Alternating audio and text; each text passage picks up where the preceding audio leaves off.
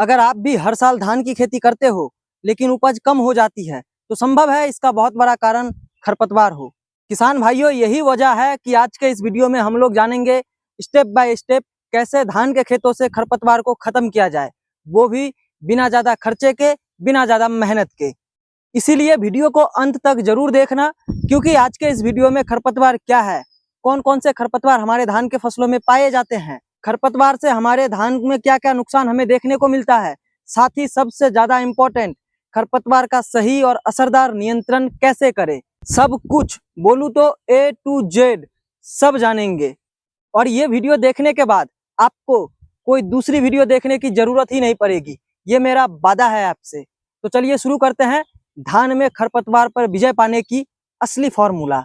किसान भाइयों, खरपतवार या वीड्स या घास ऐसे अनचाहे पौधे होते हैं जो फसल के साथ उगाते हैं और उसके पोषक तत्व, उससे जल, पानी, रोशनी सब छीन लेते हैं। ये फसल की विकास में रुकावट बन जाती है और कभी कभी तो ये कीट और रोग भी हमारे फसल में फैला देती है।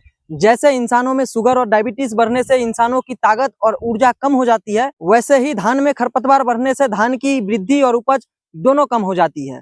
अब अगर बात करें कि धान में कौन कौन से खरपतवार पाए जाते हैं, तो किसान भाइयों, धान में कई तरह के खरपतवार पाए जाते हैं। ये जगह जगह पे डिपेंड करता है।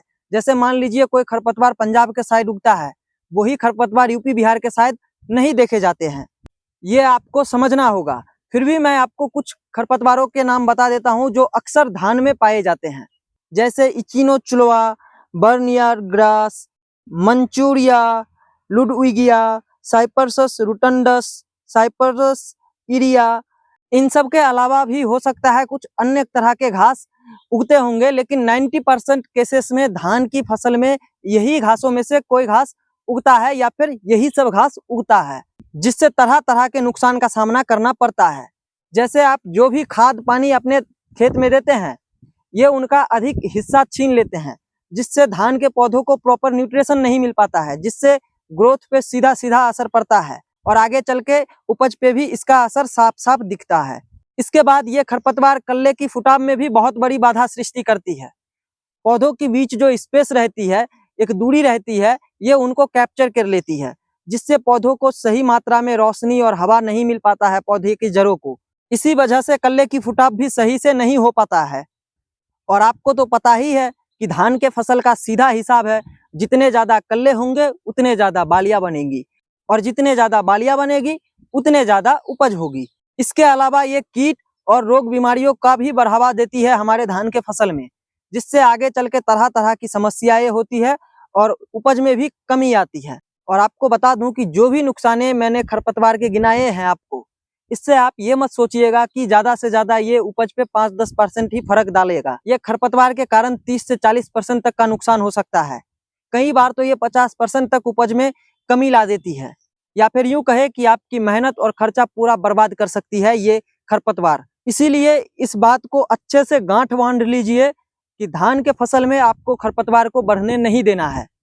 और ये आप कैसे करेंगे, ये कहने से पहले कहना चाहूंगा कि वीडियो को पूरा देखने के बाद भी अगर आपके मन में कोई भी सवाल या सुझाव रह जाए तो नीचे कमेंट करके जरूर बताइएगा। इससे दूसरे किसानों को भी मदद मिलेगा।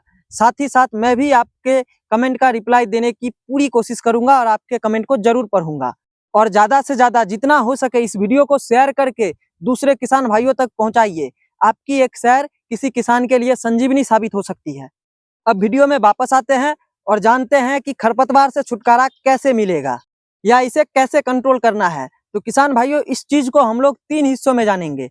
पहला हिस्सा ट्रेडिशनली जो चली आ रही है, दूसरा हिस्सा जो जैविक है, ऑर्गेनिक तरीके से कैसे इसको कंट्रोल करना है, और तीसरा हिस्सा जो आप करेंगे।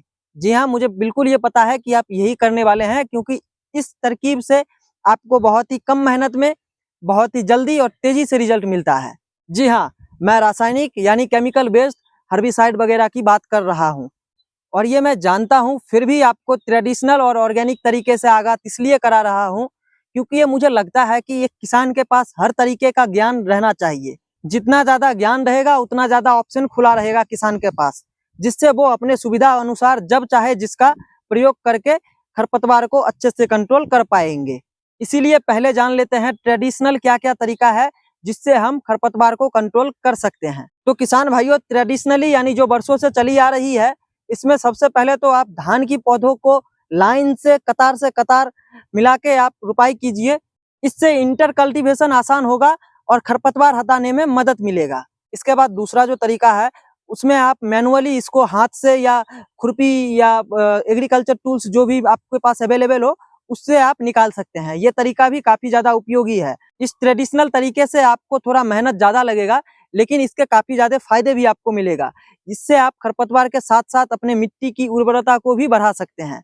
मतलब इससे खरपतवार भी कंट्रोल हो जाएंगे और मिट्टी के उर्वरता भी बढ़ जाएंगे। इसके बाद दूसरा जो तरीका है ऑर्गेनिक वाला, यानी जैविक तरीके से खरपतवार को कंट्रोल करना, ये ऑलमोस्ट इम्पॉसिबल है। मतलब ये नामुमकिन ही है, लेकिन फिर भी मैं आपको बता रहा हूँ।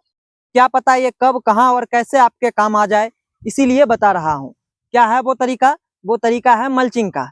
मैं यहाँ मल्चिंग पेपर की बात नहीं कर रहा हूँ, मैं यहाँ बात कर रहा हूँ पैडी स्ट्रॉ की, यानी पराली की। जी हाँ किसान भाइयों, इससे आप पौधे के आसपास बिछा के खरपतवार को दबा सकते हैं।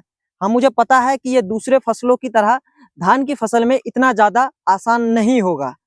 इसके बाद तीसरा जो सबसे ज्यादा कारगर तरीका है, वो है रासायनिक केमिकल बेस्ड हर्बिसाइड वगैरह का। इससे आपको बहुत ही फास्ट रिजल्ट मिलेगा और इसका इस्तेमाल करना भी बहुत ही आसान होता है।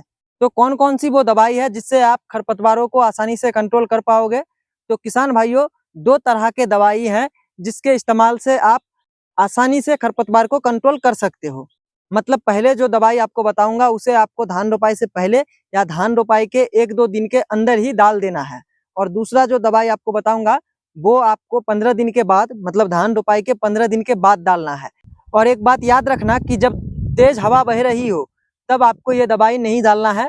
और जब आप ये दवाई डालेंगे, उसके बाद 24 घंटे तक आपको खेत में नई सिंचाई नहीं करनी है। और अगर पहले से पानी रहेगा तो कोई दिक्कत वाली बात नहीं है, आपको सिर्फ 24 घंटे तक नई सिंचाई नहीं करनी है। तो इस बात को आप ध्यान में रखिएगा, ठीक है।